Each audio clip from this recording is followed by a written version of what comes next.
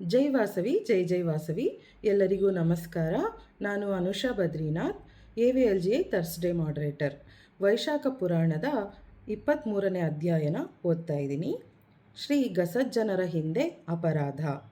ನಮಸ್ತೆ ಬ್ರಹ್ಮವಂದ್ಯಾಯ ರುದ್ರಪೂಜ್ಯಾಯ ಭೂತಿನೇ ಜನ್ಮಾದಿರಹಿತಾಯಾಶು ಕರ್ಮಬಂಧ ವಿಮೋಚಿನೇ. ಶ್ರುತದೇವ ಮಹರ್ಷಿಗಳು ಶ್ರುತಕೀರ್ತಿಗೆ ವೈಶಾಖ ಮಹಾತ್ಮೆಯ ಮುಂದಿನ ಭಾಗವನ್ನು ತಿಳಿಸುತ್ತಾರೆ. ಶಂಖ ಬ್ರಾಹ್ಮಣನು ತನ್ನೆದುರು ನಿಂತ ಮನುಷ್ಯನನ್ನು ನೀನ್ಯಾರು, ನಿನಗೆ ಸರ್ಪಜನ್ಮ ಬಂದ ಕಾರಣವೇನೆಂದು ಕೇಳಿದನು. ಆ ಮನುಷ್ಯನು ಋಷಿಗೆ ನಮಸ್ಕರಿಸಿ ತನ್ನ ಪೂರ್ವ ವೃತ್ತಾಂತವನ್ನು ತಿಳಿಸಿದನು. ಹಿಂದೆ ಆತನು ರೋಚನ ಎಂಬ ಹೆಸರಿನ ಋಷಿಪುತ್ರನಾಗಿದ್ದನು. ಕುಸಿದ ಮುನಿಯ ಮಗನಾದ ಅವನು ಸದಾ ವ್ಯರ್ಥವಾಗಿ ಕಾಲ ಕಳೆಯುತ್ತಾ ಕೇವಲ ಆಹಾರ ಪಾನೀಯಗಳಲ್ಲಿ ಆಸಕ್ತನಾಗಿ ಕರ್ಮಗಳನ್ನು ಮರೆತಿದ್ದನು. ತಂದೆಯ ಬಲಾತ್ಕಾರದಿಂದಲೋ ಜನಾಪವಾದಕ್ಕೆ ಹೆದರಿಯೋ ಯಾವಾಗಲಾದರೊಮ್ಮೆ ತನ್ನ ಸಂಧ್ಯಾದಿ ನಿತ್ಯ ಕರ್ಮಗಳನ್ನು ಅವನು ಮಾಡುತ್ತಿದ್ದನು. ಹೀಗಿರಲು ಒಂದು ಬಾರಿ ಆ ಊರಿಗೆ ಜಯಂತನೆಂಬ ವಿದ್ವಾಂಸನಾದ ಬ್ರಾಹ್ಮಣನು ಆಗಮಿಸಿ ಭಾಗವತ ಧರ್ಮವನ್ನು ಜನರಿಗೆ ಉಪದೇಶಿಸಿ ವೈಶಾಖ ಮಾಸ ಬಂದಾಗ ಆ ಮಾಸದ ಕರ್ತವ್ಯಗಳನ್ನು ತಿಳಿಸಿದನು. ಹೀಗಿರಲು ಒಮ್ಮೆ ರೋಚನನು ಕುತೂಹಲಿಯಾಗಿ ಆ ಬ್ರಾಹ್ಮಣನ ಪ್ರವಚನವನ್ನು ಕೇಳಿದನು. ಕಥಾಶ್ರವಣದಲ್ಲಿ ವಿನೋದ ಮಾಡುತ್ತಾ ತಾಂಬೂಲ ಸವಿಯುತ್ತಾ ಜಯಂತನಿಗೆ ನಮಸ್ಕರಿಸದೆ ತಿರಸ್ಕಾರ ಭಾವನೆಯಿಂದ ಕಾಲ ಕಳೆದನು.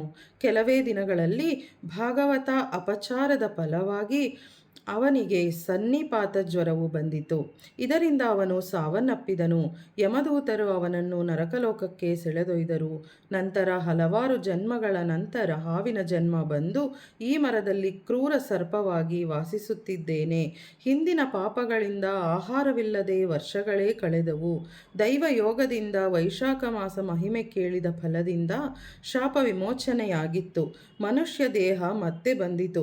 ಹೀಗೆ ತನ್ನ ವಿವರಗಳನ್ನು ತಿಳಿಸಿದ ಆ ಪುರುಷನು ಶಂಖಬ್ರಾಹ್ಮಣನಿಗೆ ಭಾಗವತ ಧರ್ಮಗಳನ್ನು ಉಪದೇಶಿಸುವಂತೆ ಪ್ರಾರ್ಥಿಸಿದನು.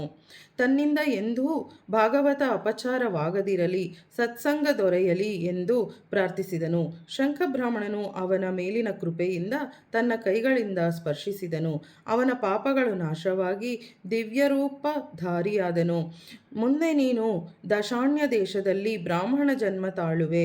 ಆಗ ಸಕಲ ಭಾಗವತ ಧರ್ಮಗಳ ಆಚರಣೆಯಿಂದ ಪರಿಶುದ್ಧ ಕರ್ಮಗಳನ್ನು ಮಾಡುವೆ.